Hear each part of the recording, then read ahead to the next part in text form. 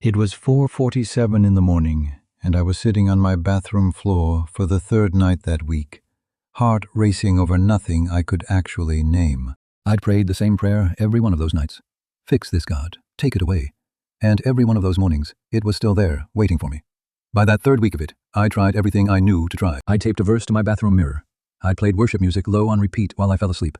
I'd called my sister at midnight more than once, apologizing every time for waking her, and she never once made me feel bad about it. I kept waiting for the morning I'd wake up and just feel normal again. Steady, not braced for something to go wrong.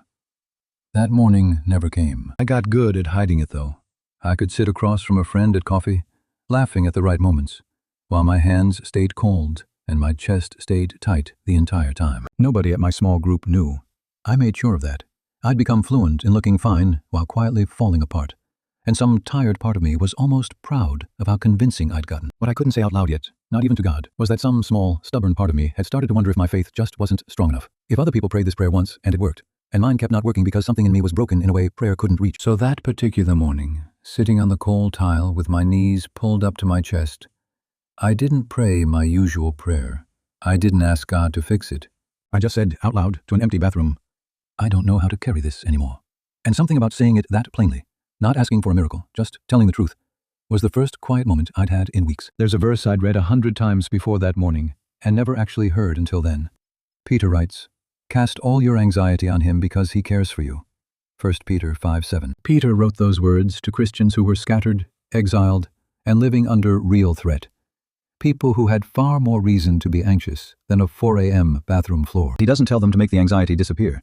He tells them to cast it, to actively hand it over, not once, but as a continual motion, the same way you throw something off a moving boat so it doesn't sink you. Peter himself knew what it was to sink. He's the same disciple who once stepped out of a boat onto open water and started going under the moment he looked at the storm instead of Jesus. When he tells frightened, scattered believers to cast their anxiety, he isn't writing from theory. He's writing as someone who knows exactly what it feels like to go under. That's not the same instruction as stop worrying. It's not even the same instruction as pray and it will go away. It's an instruction to keep handing something over that you don't get to stop carrying just because you handed it over once. Have you been praying the same prayer for months, waiting for the morning it finally works? Have you quietly started to wonder if the reason it hasn't worked yet is something wrong with you? What if the anxiety isn't proof your faith is too small?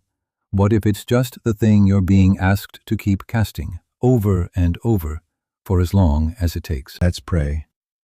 Father, you who care for me even in the smallest hours of the morning, I don't want to keep pretending I can fix this on my own. I cast this anxiety on you now, not because I expect it to disappear the moment I pray, but because you asked me to hand it to you instead of carrying it alone. Meet me on the bathroom floor. Meet me in the waiting room. Meet me in the middle of the night, when nothing is technically wrong and my heart won't believe it. Teach me to keep casting instead of white-knuckling, to keep trusting instead of performing. Teach me that surrender is not the same as defeat. I trust that you care for me, even here, even now, even like this. In your precious name I pray. A little grace daily is a small, honest reminder each day that grace doesn't ask you to have it figured out first. If this met you somewhere true today, stay. Subscribe, and let tomorrow's be waiting for you too.